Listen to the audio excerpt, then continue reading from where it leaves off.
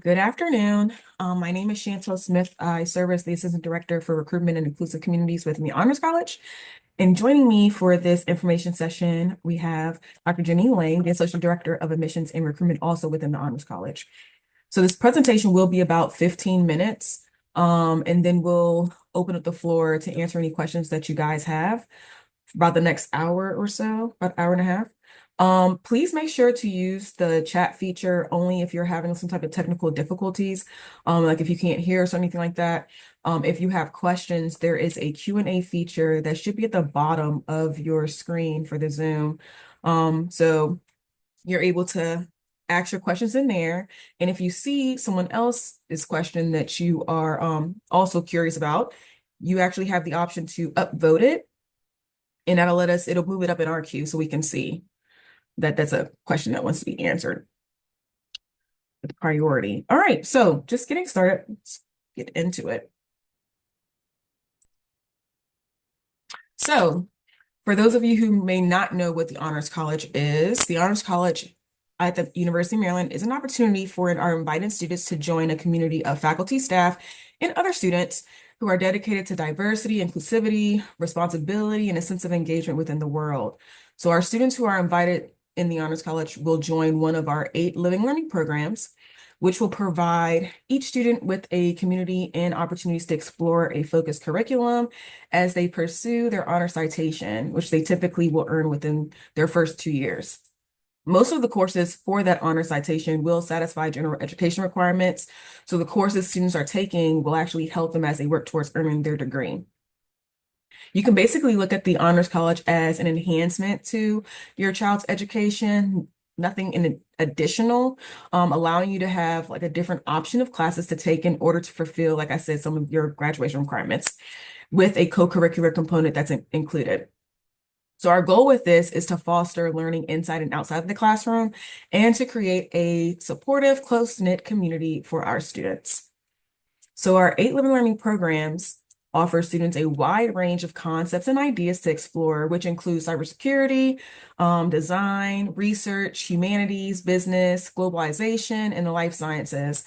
And so students of all majors are welcome within any of those living learning programs. So like I said, the citation is typically earned within the first 2 years while they're here, but students will remain within the Honors College for all 4 years or however long they're taking their undergrad, taking part in our social events, professional development opportunities, and other research, internship, and study abroad opportunities.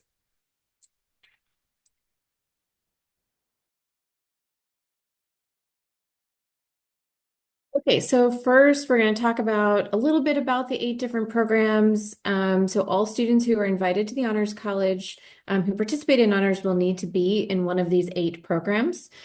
Each one has a different curriculum and area of focus or approach, which our students will pursue to earn their honors citation.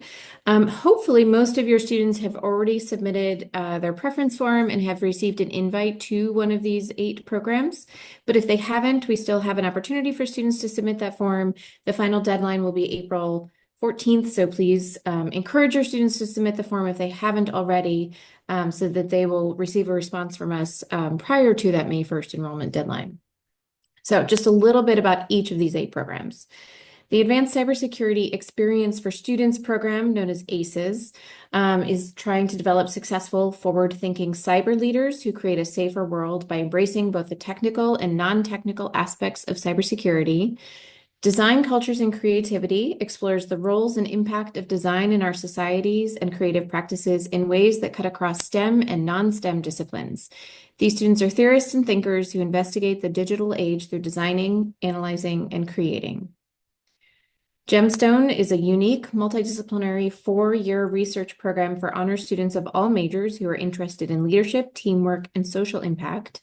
Students will work in teams of 8 to 12, beginning at the end of their freshman year and continuing all the way through their senior year on a research project with the guidance of a dedicated faculty member. Honors Global Challenges and Solutions offer students an opportunity to adopt a global framework of understanding and to deeply engage with contemporary global affairs and issues. Through the dual lenses of social science and data science, HGLO empowers students to understand, analyze, and address major global challenges. Honors Humanities is for students of all majors who have an interest in exploring the arts and humanities in all their creative, social, and global dimensions, empowering students to find their voices in imagining their future and in changing the world. Integrated Life Sciences offers unparalleled, accelerated, and innovative courses and research opportunities in all areas of the life sciences, as well as service learning experiences that are designed to launch the careers of outstanding students exploring all aspects of life science. Interdisciplinary Business Honors offer students a big picture view of business in relation to multiple fields, life callings, and social issues. Students will combine access to cutting-edge professional and technical business skills with broader thinking about the role of business in the world and in relation to multiple academic fields. They'll then apply this knowledge to thinking critically about the great challenges of our time, including social, environmental, public health, and human rights topics. And finally, University Honors is our oldest and largest program, and this is a program which is not defined by a specific subject, but rather draws on distinguished faculty from across campus to teach fascinating courses on big questions and ideas from different disciplinary perspectives, both STEM and non-STEM. Students will pursue their creativity wherever it leads, as they also encounter multiple perspectives of thinking. So every single one of these programs is available to students of any major.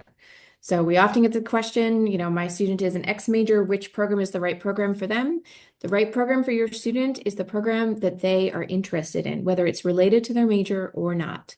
So students can choose to be in a living learning program that is related to their major or to go more in depth in their chosen field of study, or they can be in a program which is the complete opposite of their major, giving them an opportunity to broaden their experience during their time here at the University of Maryland.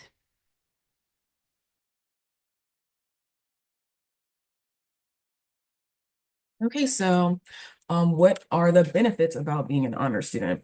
So within the Honors College, our classes are actually very small discussion-based courses, many of which are smaller than the regular courses that are offered to all UMD students. Like I said earlier, the students will typically earn their honor citation, which is actually listed on their transcript within the first 2 years. Although one of our programs, Gemstone, is a 4-year research-based program, so students within that program are going to earn their honor citation at the end of those 4 years. Also, students are able to connect more authentically with fellow honor students and with the faculty and staff that run the programs. We also offer study abroad, internship, and research opportunities both on and off campus. And the students within our the Honors College participate fully in the life of the university, and in most cases are members of many departments and student groups across campus, so they are in no way, shape, or form siloed away from the rest of campus. And we also offer a number of social events to encourage our students to connect both with the entire Honors College community and also through their specific living learning programs, to include one of our most popular events that we host at the Honors College level, which is our ice cream socials, because everybody loves ice cream, especially when it's coming from Maryland Dairy.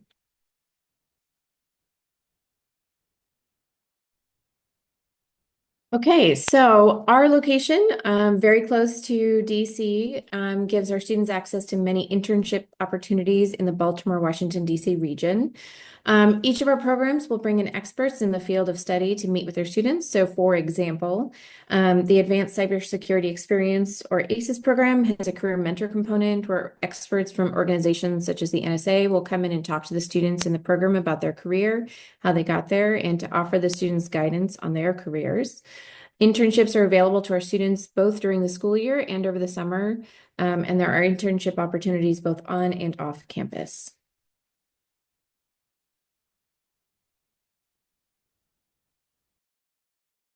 Okay, so University of Maryland is actually a Research One institution, which means that we typically have access to more grants, more labs, more faculty, and thus more opportunities for our students to get involved. And since, like I mentioned earlier, we offer smaller class sizes within the Honors College, this actually gives our students more access to the faculty, and therefore more opportunities to work in those faculty labs. Research opportunities are available both on and off campus. You can kind of see on the screen a few of the different places that our students have had research opportunities, just a few of them. And excuse me, because of our prime geographical location, students have easy access to research opportunities within the area that include Johns Hopkins and the National Institutes of Health.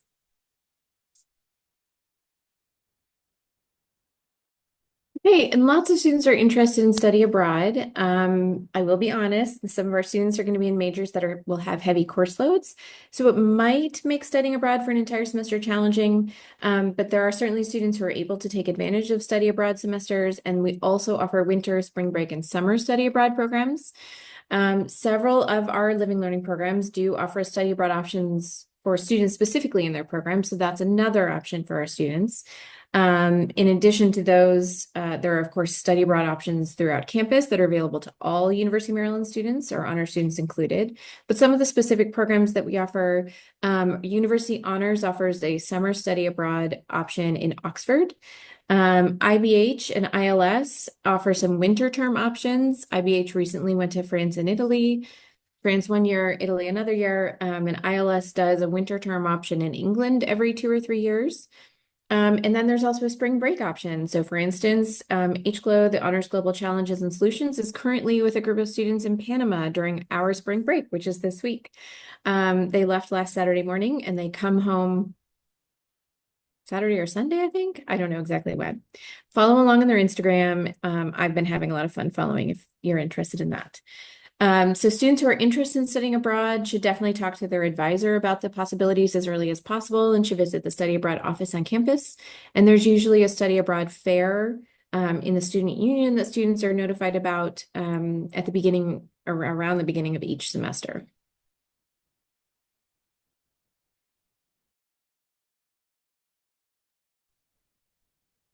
All right, so there are over 800 different groups, organizations across campus, which is a lot. But within the Honors College, we have a few of them.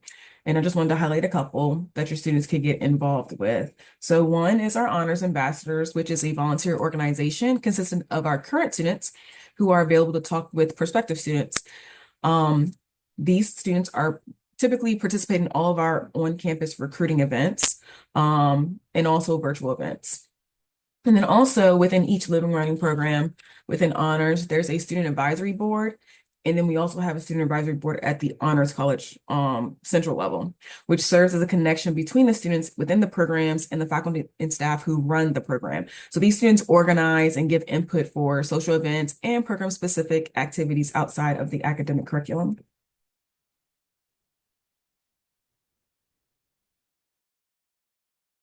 All right. And once students are here on campus, there's a National Scholarship Office on campus to help connect our students with scholarships that fit their goals and skills.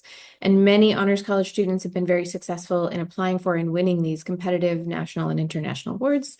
So on the slide, you'll see a few of the national awards and scholarships that our students in the Honors College have earned in this past year.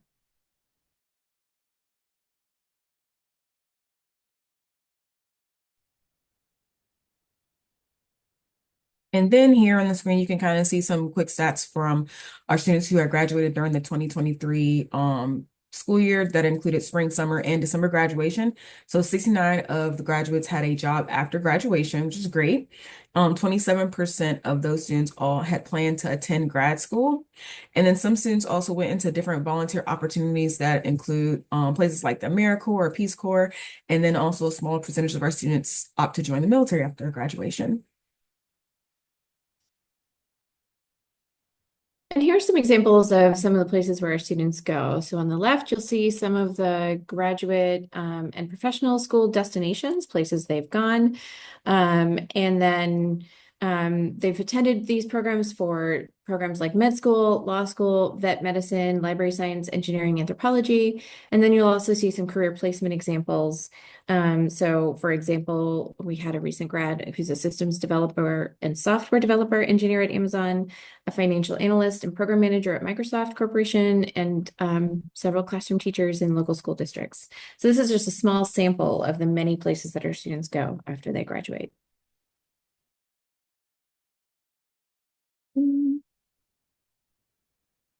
Okay, so that is the end of our formal presentation. Just a couple of reminders.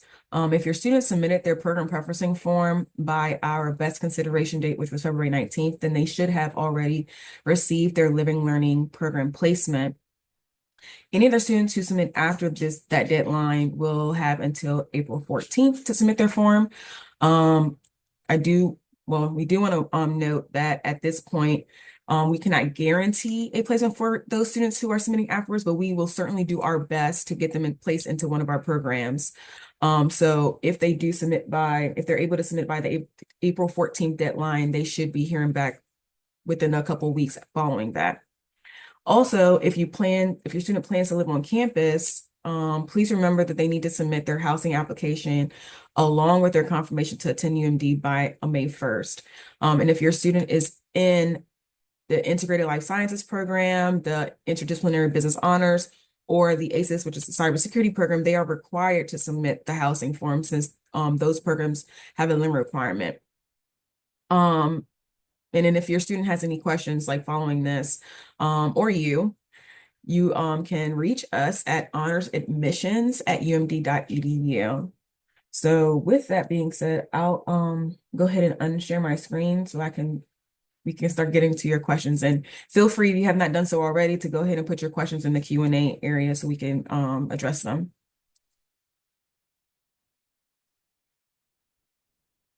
All right, I'm going to go ahead and get started with some of these questions. First, there's a question about how likely could I change from UH to ACES before or after May 1st?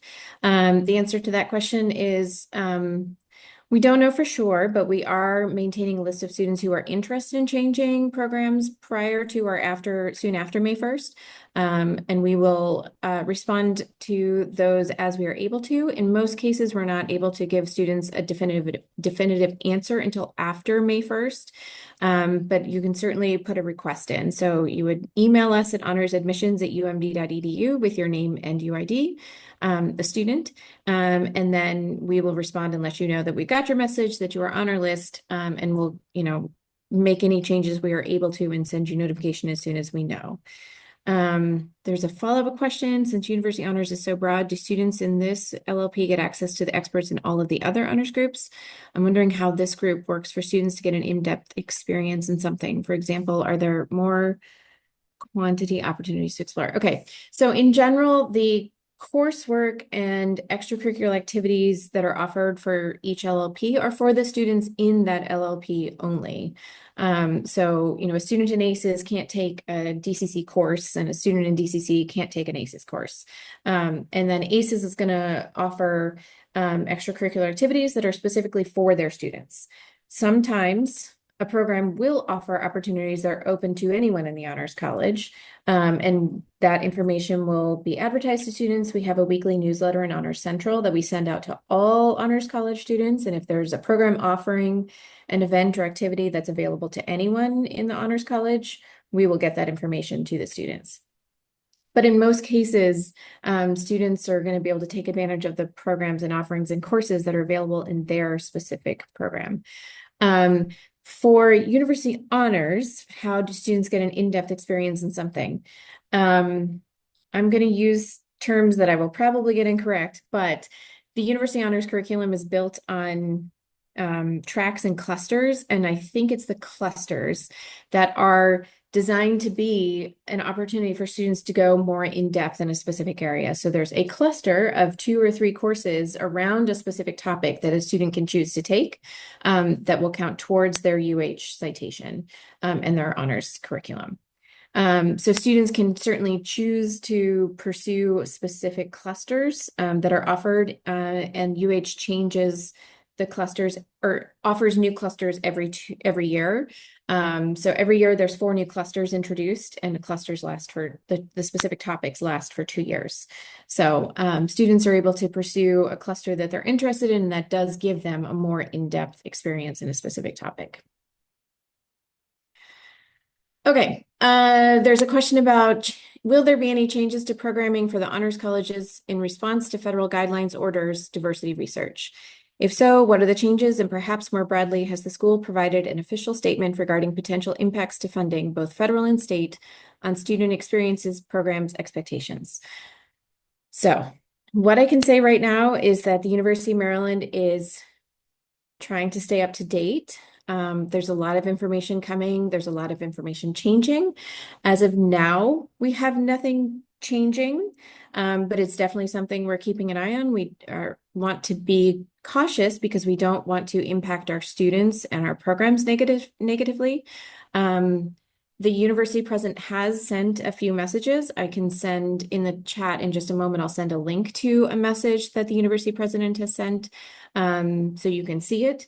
Right now, we are moving forward with our normal plans and staying aware of what is happening. We will respond if necessary, but in general, the plan is to move forward as normal. Okay. Chantel, you want the next one? Yeah, I'll jump in.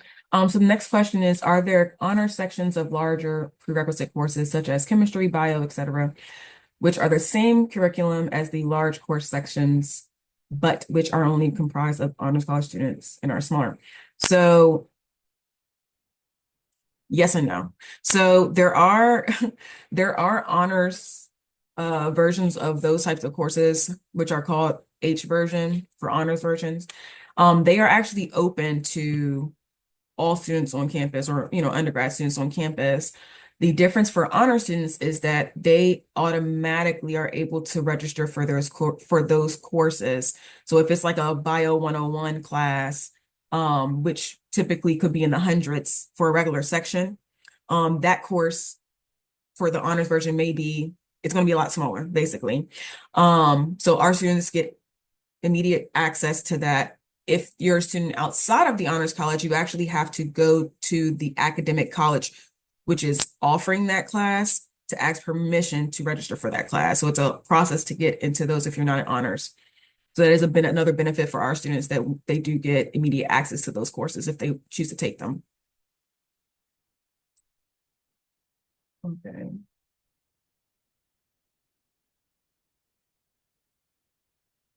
Okay, so if you're in one honors college and a different honors college is offering a study abroad in a location that interests you, can you go with that one, or are you only allowed to study abroad with your own honors program? So if so our students are not allowed to cross over into different programs for those type of things, unless it's like a planned joint initiative, then no. But we have a study abroad office on campus which services the whole university.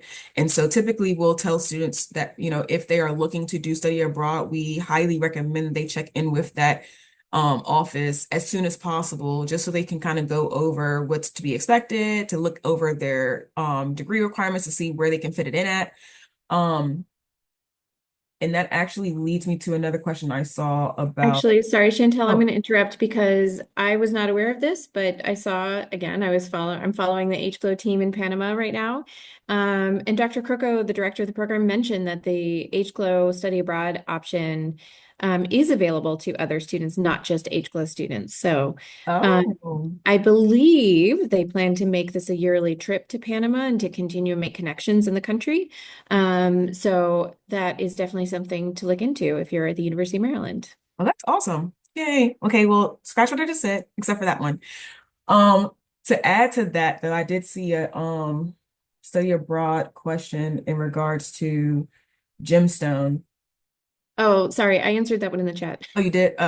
I'll just quickly say something really quick about that one. So gemstone, as we said earlier, is a 4-year research-based program, which obviously is going to be a lot more time consuming than the other programs for students.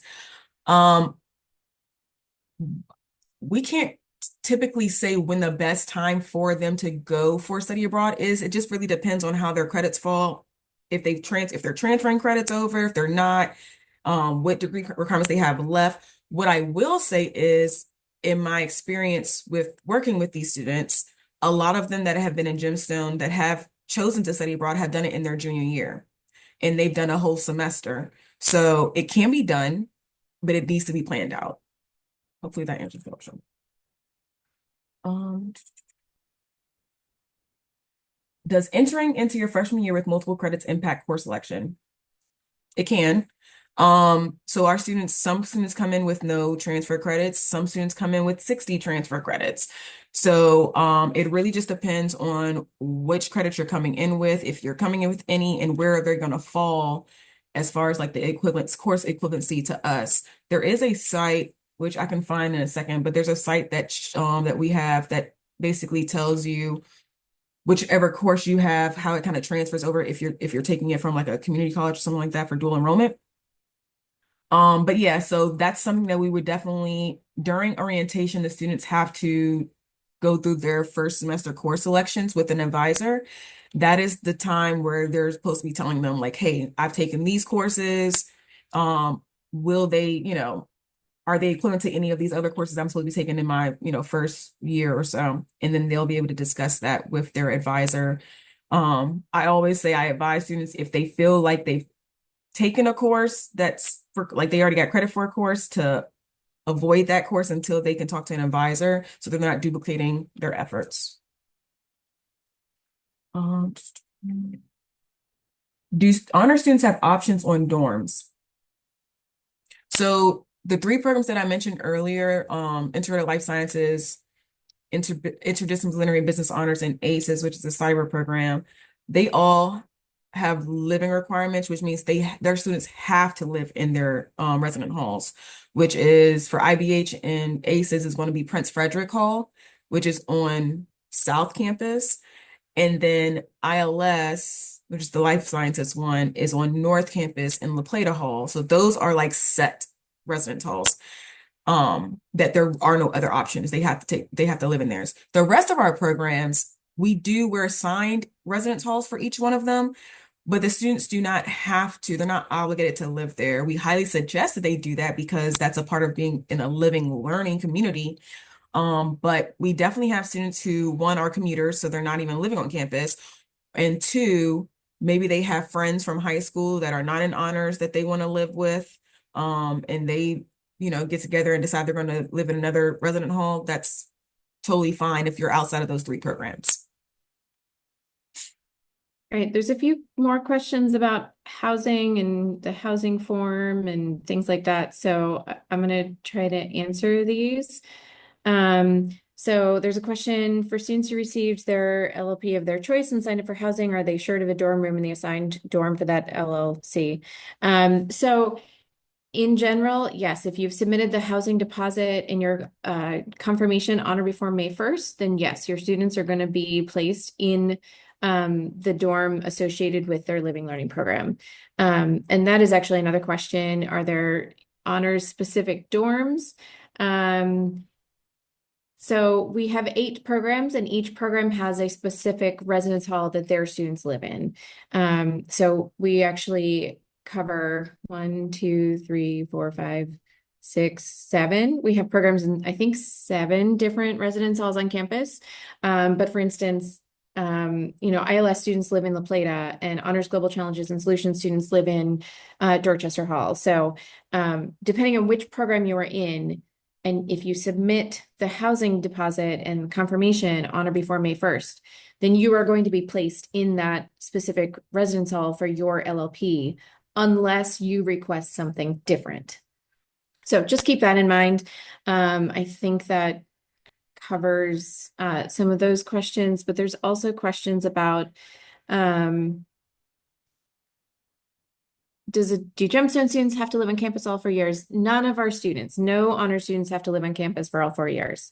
As Chantel said, for 3 of our programs, students are required to live in the program housing. For ILS and IBH, the requirement is 1 year. For ACES, the requirement is 2 years.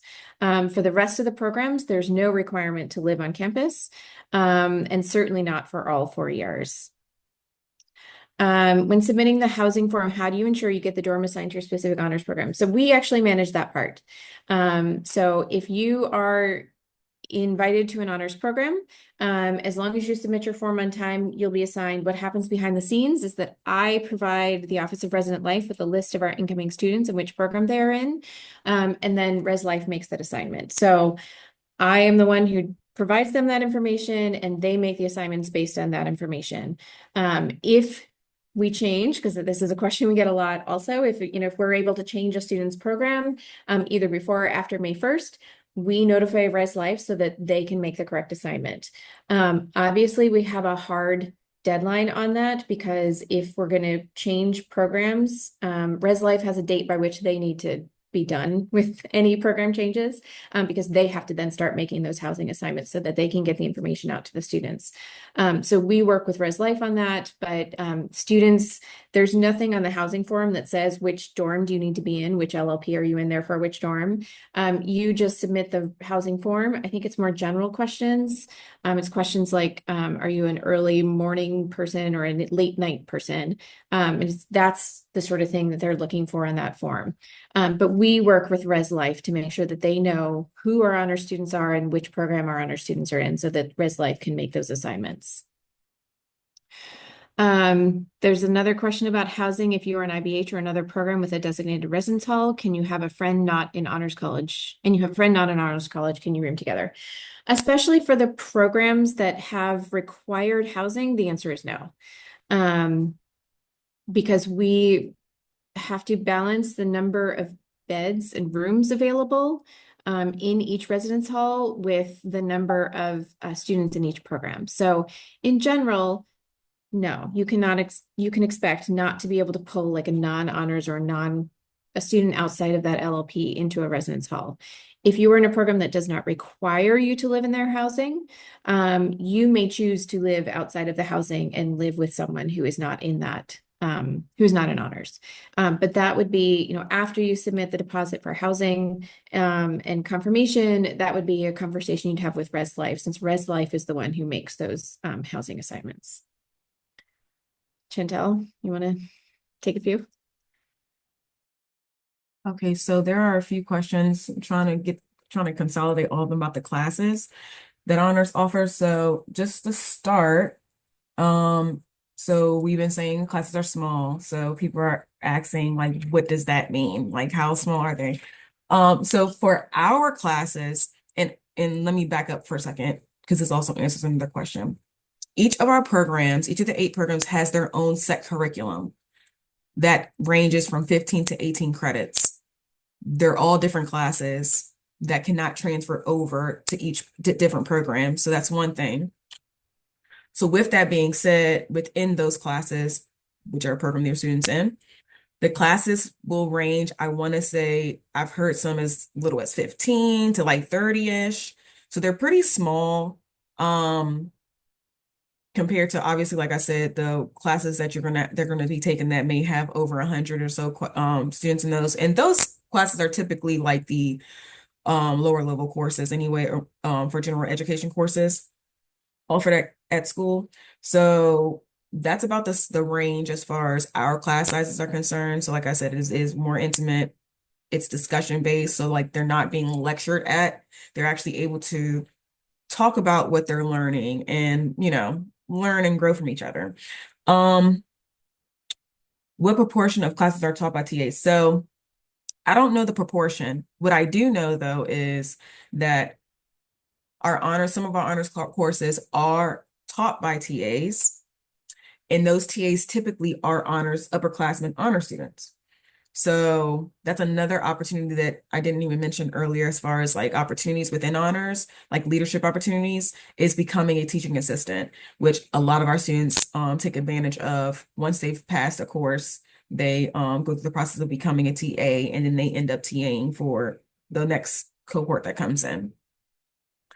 Okay, and then so the question is, I mentioned H version courses and honors courses. So like I said, each program has its own set curriculum that is completely separate from H version courses, which is honors version courses that are offered at UMD. Completely separate things. So H version courses are going to be more so geared to the classes, like the larger classes that are offered at UMD. And those class sizes, I'm not 100% sure as far as like how small those can get. I'm assuming it's going to be around the same, between like 30-ish, 40 students, if that. I've heard there's some that have been smaller than that, but I can't speak for each class. So it's going to be around the same range as what probably our class size is. And is the curriculum the same as the regular sections? I can't answer that one either. I'm not 100% sure on if the curriculum is exactly the same. I would assume it is. I think the benefit of being in smaller classes, like you just get more it's a more intimate setting for you guys to discuss things versus, like I said, most of lectures are hundreds of students and you're just being talked to.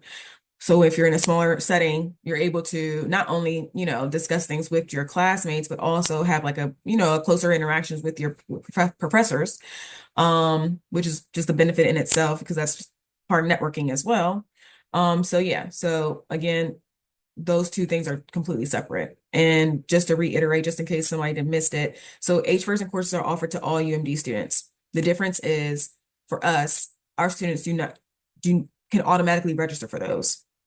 The rest of the students outside of honors does not have the ability to automatically register for that. They have to go through a process to get approved through the academic college that offers those classes in order to get approval to register. All right. Okay. All right. Okay, so what happens if you're trying, okay, so if you're in ACES or it can be any other program and you try it out for a semester or a year and the student decides they no longer want to continue um in their course. So for ACES, do they lose their dorm? Okay, so I'm gonna split this up into two questions because this ACES part is more specific to ACES since they have a living requirement. But for generally speaking, for any student that's in any honor school program, if they try it out for a year and they decide they don't like the program, there's an option to uh, transfer to another program. It is not guaranteed, but there is a process that we have that students can do to apply for that. The thing with that is if it is approved, the courses that they've taken within the whatever current program they're in will not transfer to the other program because like I said earlier, they're completely separate courses that cover different things.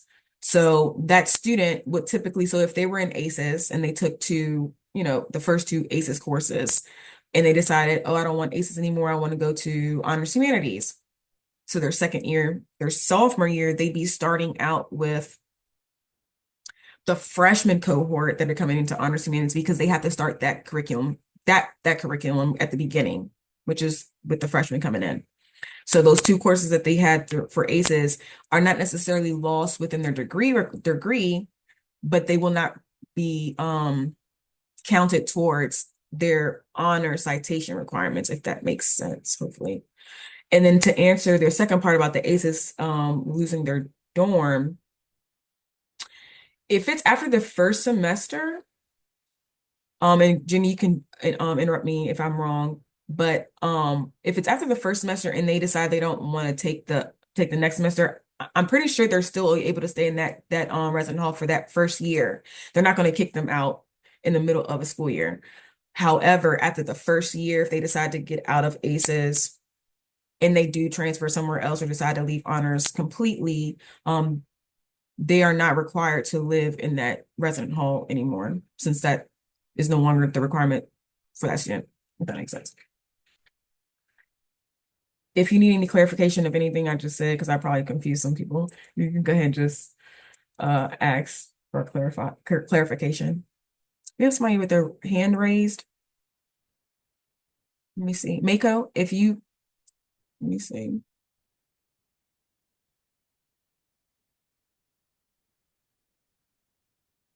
I don't know if you have the ability to come off mute. If you do, feel free to do so. If you don't, you can put the question in the chat or in the Q&A section. Oh, I see.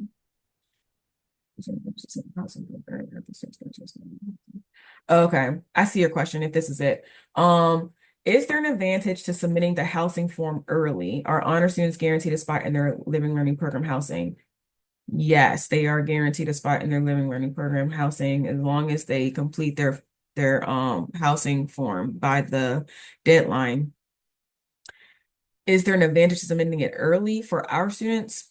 Not so much. So in each of the resident halls that we have assigned for us, we have specific floors that are just designated for honor students. So no one else can stay up there, I'm assuming unless it's like some one-off situation, but typically speaking, those are floors designated just for our students. So our students are guaranteed those rooms, but they need to submit their housing form on time. Also, moving past their first year, ACES is the only one that has a 2-year requirement. So ACES has a 2-year living learning requirement. So they have to stay in Prince Frederick Hall for the first 2 years. The other two, Integrated Life Sciences and IBH, only have a 1-year requirement. So past that first year, they can decide where they want to go after that. The rest of our students, or all of our students, except for ACES, since they have to be there for 2 years anyway, as long as the student stays on campus consecutively throughout their years and they're submitting their forms when they're supposed to by the deadlines, they are guaranteed housing. If they decide that sophomore year they want to go off campus with some friends for that year, and then junior year they come back, they will not be guaranteed housing. So that is something to keep in mind. Sorry, I'm just gonna clarify a little bit. Um, I wouldn't use the word guarantee there. Um, oh, Chantel used quotation marks. In general, if a student stays on campus and completes all the forms on time, then generally, yes, they're able to stay on campus. All 4 years. If they live off campus and then try to come on, it will be more of a challenge for them to come back on. The university, their Office of Resident Life has specific priority groups, and they are very clear about their priority groups. Their priority is always freshmen. They do guarantee housing for freshmen. Beyond that, they do not guarantee, but they do prioritize students in order that they are clear on. I haven't been able to find that list of priorities recently, but I believe that it's on their website somewhere. Or if you're curious about what it is, you could certainly contact the Office of Resident Life to get more info on that. There's a question about if a student chooses an honors program, will the total expense for required courses be higher than the regular program's required courses? I assume this question is, does honors cost more? The answer is no. There are no charges related to being in honors or being in any of our honors programs. So it's regular tuition, whatever your tuition rate is. It's not more expensive to be in honors. This is a good question that I don't have a great answer for, but the question is, what percentage of internships last year were with federal agencies or with federally contracted agencies and companies? My concern is that fewer internships will be available in the near future due to cuts in the federal budget. Yeah, it's a very good question, and it's something, again, that we're keeping a close eye on. Again, there's a lot of things happening and changing right now, and we're trying to figure this out. It's definitely something we're keeping an eye on. I don't have a number for you about the percentage of internships were with federal agencies or federally contracted agencies, companies. But yeah, our location does give us access to many of those internships for our students.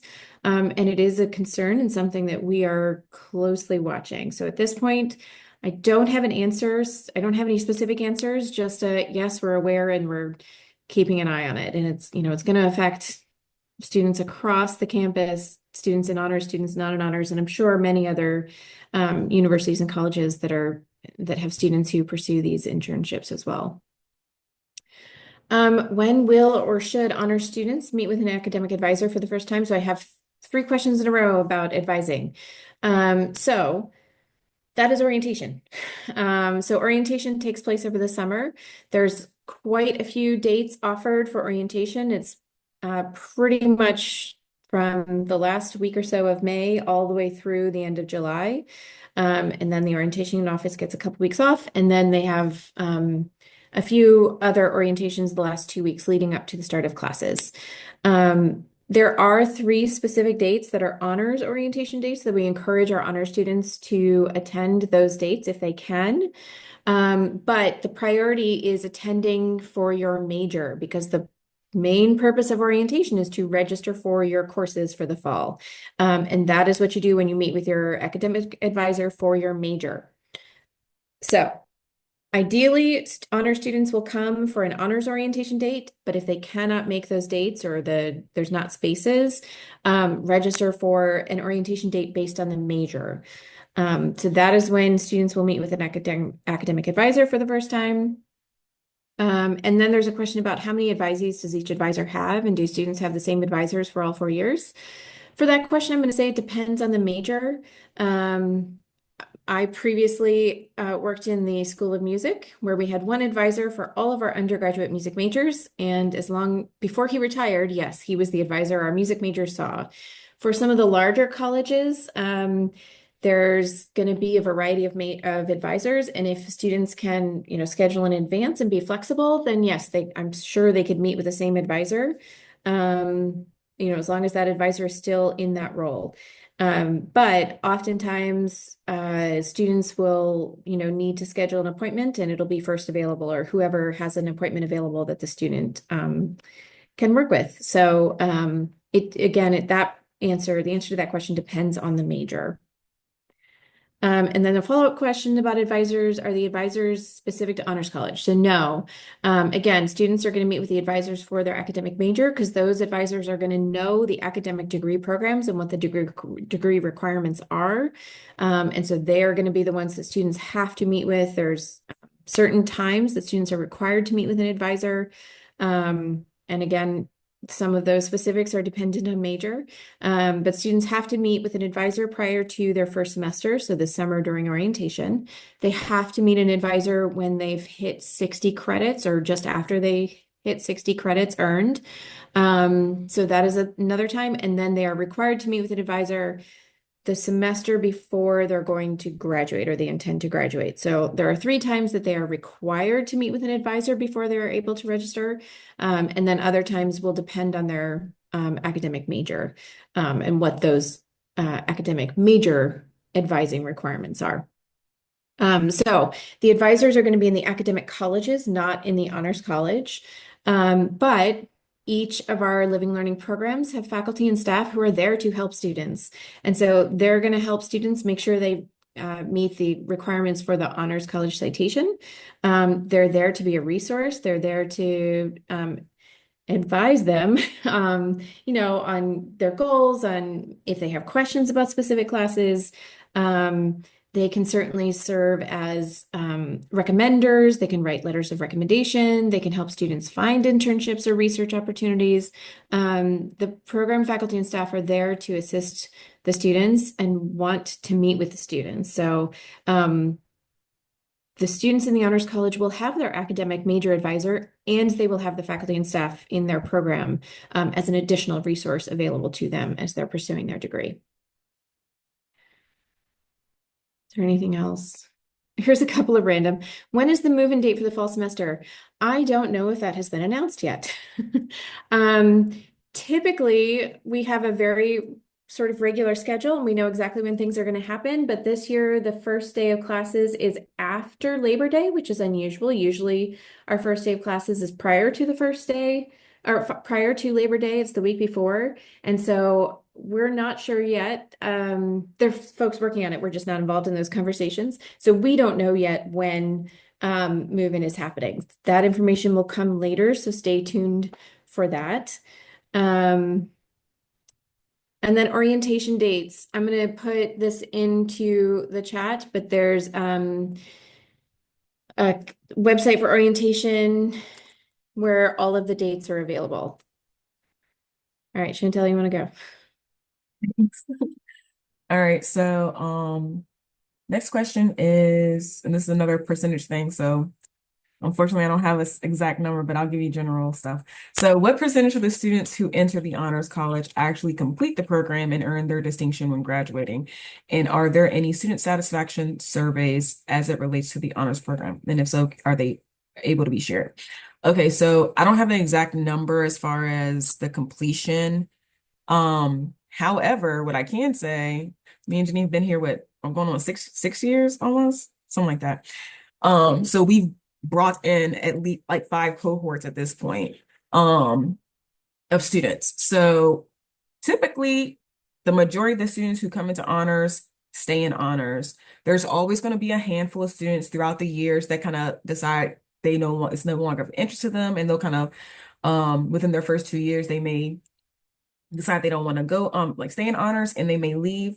But again, it's usually just a handful of students. So we bring in about 1,000 students each year, a little over that.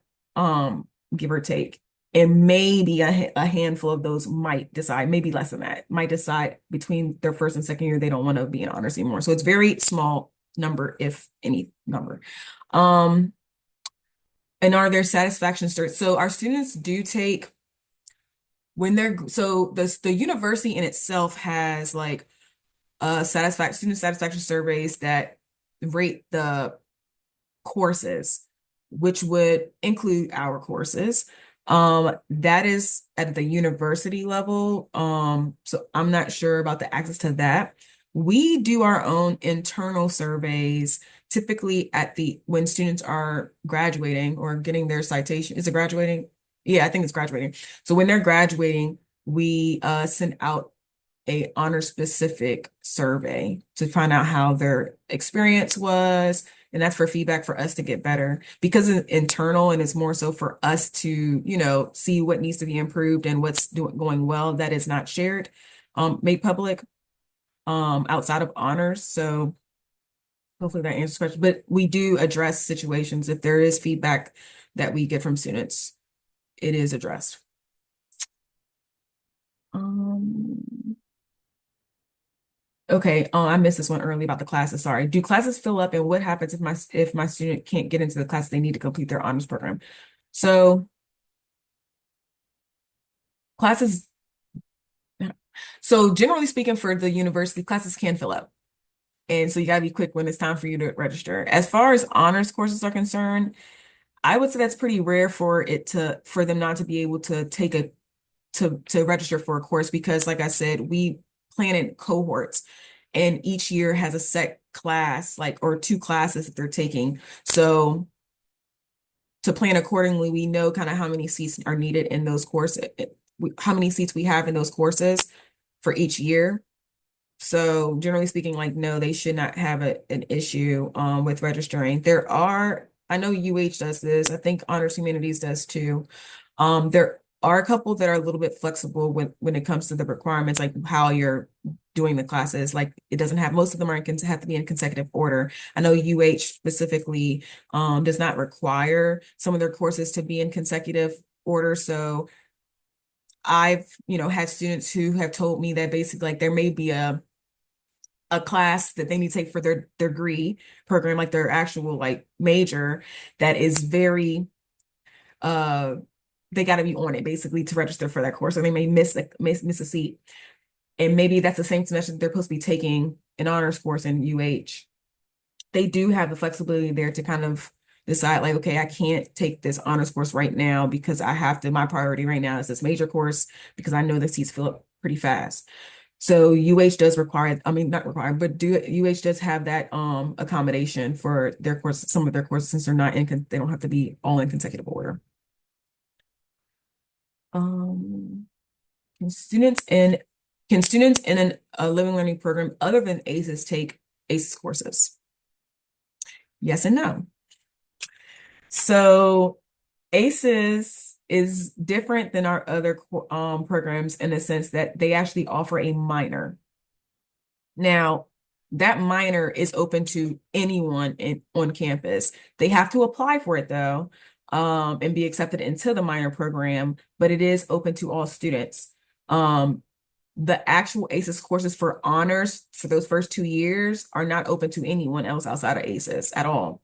But if your student is in integrated life sciences and they're also interested in cybersecurity, they have an option to apply for the ACES minor, which would then allow them to take some ACES courses at the upper class level. So those are usually junior, senior level courses for the minor.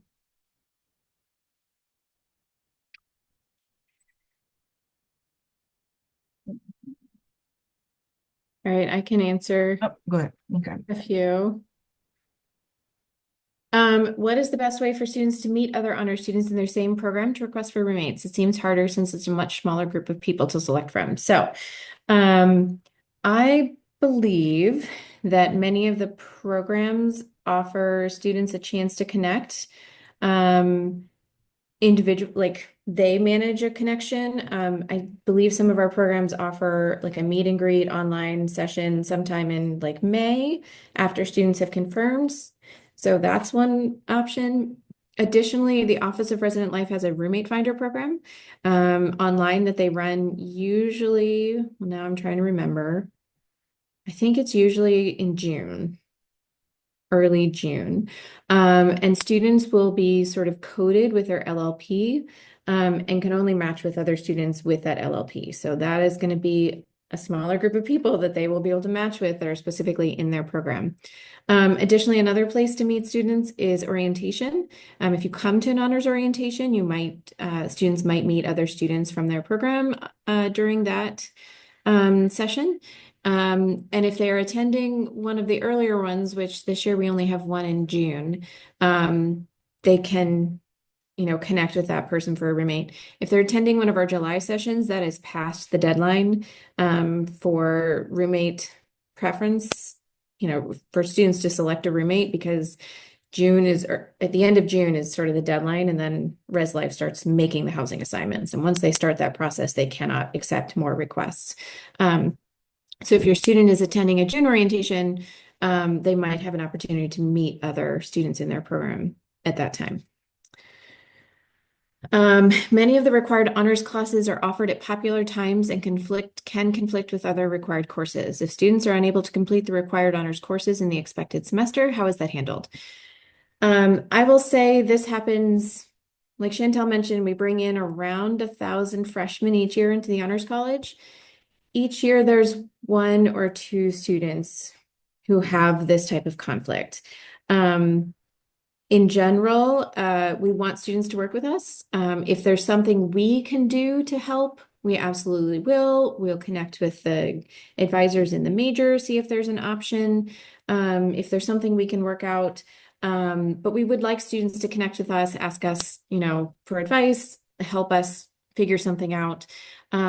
We have had a case where a student, and this was a student in a very small major and in one of our smaller programs that only offered one section of the, first semester required course that conflicted with the first major course that was offered, and that there was only one of those offered as well. So in that case, we had the student basically, they enrolled at UMD in the fall, their freshman year, and then they started their LLP curriculum in the fall of their sophomore year. That is very unusual. It's happened one time in the, as Chantel said, 6 years that she and I have been here. But in general, we want to work with students and see if we can work something out. So contact us or contact the program that they're in. One or the other will connect them to whoever they need so we can see if something can be worked out. In most cases, we can figure something out. There's another question. I'm also curious about the 1 credit 100 course that's required for most of these honors programs, which seems geared toward acclimating the student to the university and to the honors program.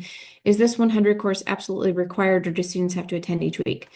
In general, I'm going to say yes, the course is required and students should attend their courses. That is sort of a general recommendation. Students should attend the courses for which they are registered. Obviously, if they have if they're ill, we don't want them attending in person. If they have a conflict, they need to work with a faculty member. But yes, students should be attending the courses for which they are registered, and the 100 course is required. It is a great opportunity for our programs to share resources with the students, help them learn to navigate campus, and it's beginning to form community within their program. So it serves many purposes, and these purposes are, what we are trying to do in the Honors College, which is connect students with faculty, staff, and other students in their program. So yes, it is required, and we do want students to attend the courses. Then there's another question about when is the deadline to accept the program? So in general, we follow University of Maryland confirmation. So if a student confirms to Maryland and they're invited to honors, we assume they're going to participate in honors. If a student doesn't want to participate in honors, you can let us know, but I always encourage students to keep their options open. Don't decline the option now. Register, try it out. If a student really doesn't like it, there's no requirement to continue. We hope they want to continue, but keep the option open, because once a student declines it or doesn't register for the first semester course, we can't there's not a mechanism for us to get them back into the program. So that is the requirement. If they're going to be in, register, but I encourage students to keep their options open. The one thing I'll say is if a student confirms to UMD but has never submitted the preference form, and again, there's a final deadline. Most students have submitted their preference forms and should know which program they're in by now. Our final deadline for students who have not yet submitted is April 14th. Beyond that, it is usually very challenging for us to find a spot in a program for students. So I really encourage students, even if they think they're not coming to UMD or don't want to participate in honors, just go ahead and submit the form, keep the option available to them and see what happens. You can always change your mind later, but if you decide right now, we're done. There's not much we can do. And the last question in here, because I realize we're at 1 o'clock, should kids sign up for orientation now? Can you sign up for orientation now if you haven't confirmed enrollment yet? So you do have to confirm enrollment, but once you've confirmed enrollment, yes, sign up for orientation. Orientation spaces are based on academic major, so some of them are going to fill up pretty quickly. But yeah, if you know you're coming to UMD and you've confirmed, go ahead and sign up for orientation. If you're still deciding, of course, take your time, make that decision, and sign up for orientation once you confirm to UMD.